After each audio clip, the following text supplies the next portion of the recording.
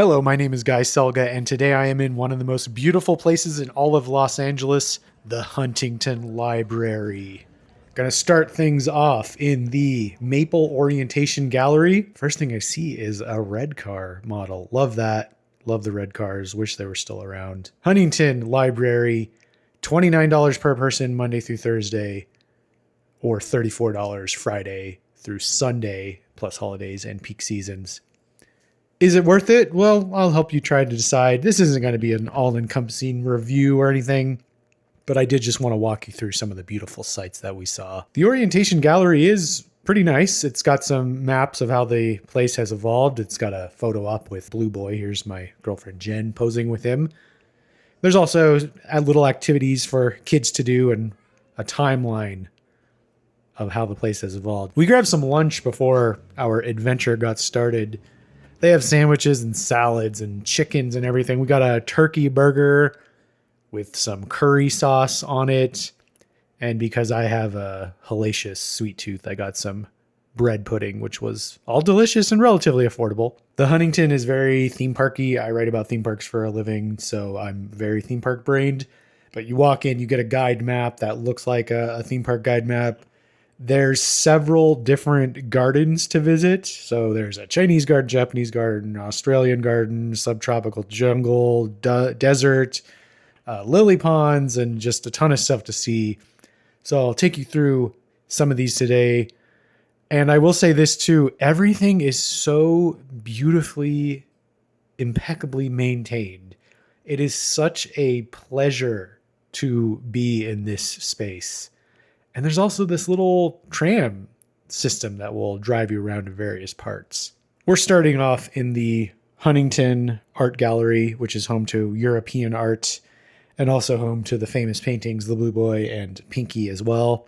When you walk in, you see Henry Huntington, and you also see Arabella Huntington, who founded the Huntington Library and collected all the art and whatnot. They're responsible for this beautiful space. Thank you very much. As we gaze up at this absolutely gigantic tapestry. This video does not do it justice. It's huge. The setup is cool. It's basically a giant mansion, and it is all furnished with antique pieces and hundreds pieces of art.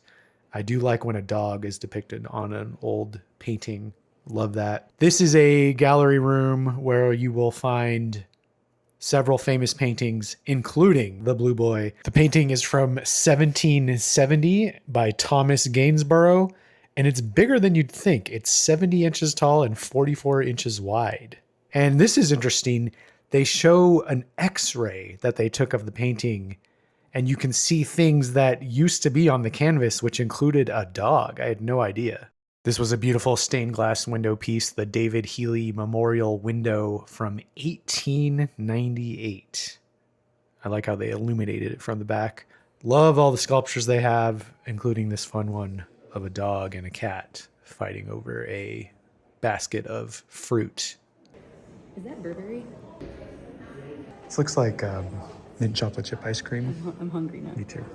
When you're in the art gallery, be sure to look out the windows because you are surrounded by the grounds of the library, and there's beautiful views of the mountains and the grounds. Here's a interesting chair. They hadn't quite figured out the whole 4-leg thing yet. I don't know how comfortable it would be to sit in a triangle, but it is from the 17th century. Wow. Outside of the art gallery, there's this event space, but it's also just a big kind of patio thing where you can go out and just bask in the glory of the Huntington Library. Moving on to the Rose Garden, which was created all the way back in 1908. And their website says there is 2,500 individual plants here with 1,300 different cultivated varieties. It's gorgeous.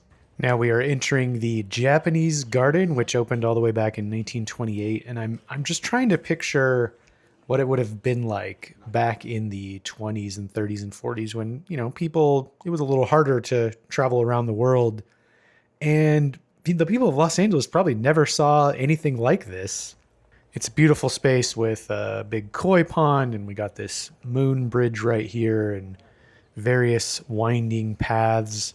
And there's also a fully furnished shoya house in the back and also a tea house. And here we are taking a look inside the house. But yeah, imagine back in the day, you probably never seen anything like this.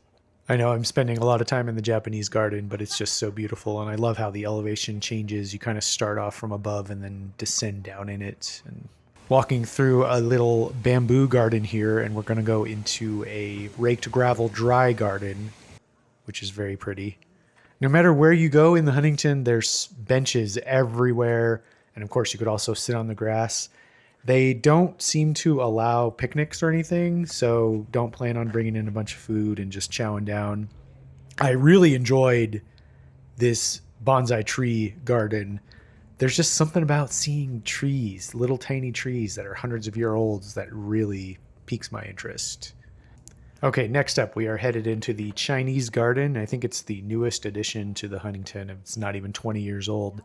Beautiful little pond here, surrounded by some traditional buildings and pathways where you can get a look at the Huntington's version of the backside of water. There's also a tea house here where you can get boba and other snacks and other quick service restaurant goods. Now we're headed into what most people consider the highlight of the Huntington is the botanical garden, the greenhouse.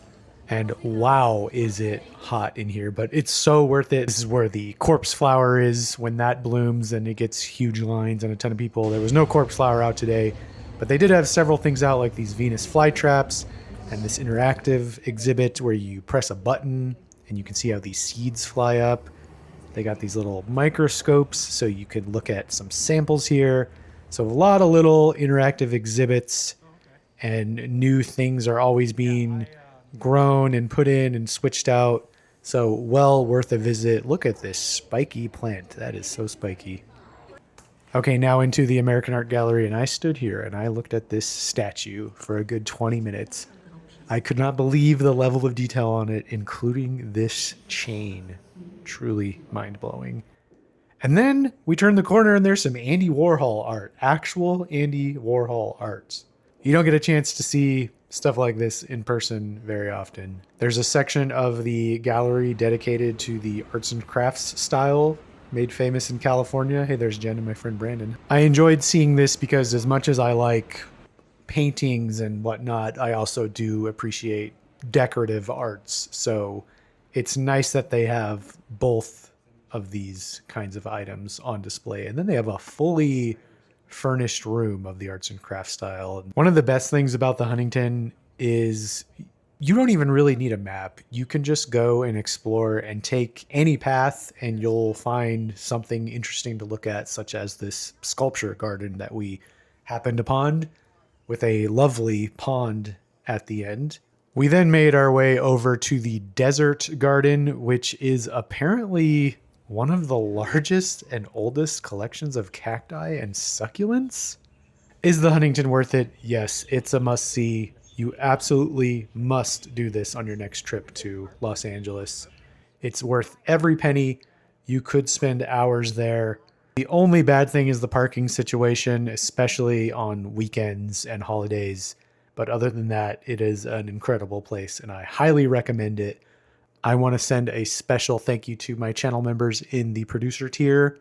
If you want videos early, exclusive videos, and your name in the videos, consider giving me a membership to help support the channel and help me do more cool stuff like going to the Huntington and showing it to all of you. I also want to know what you think about the Huntington in the replies. If you've been, let me know. If you haven't, let me know if you have any questions. Thank you so much for watching, and I will see you next time.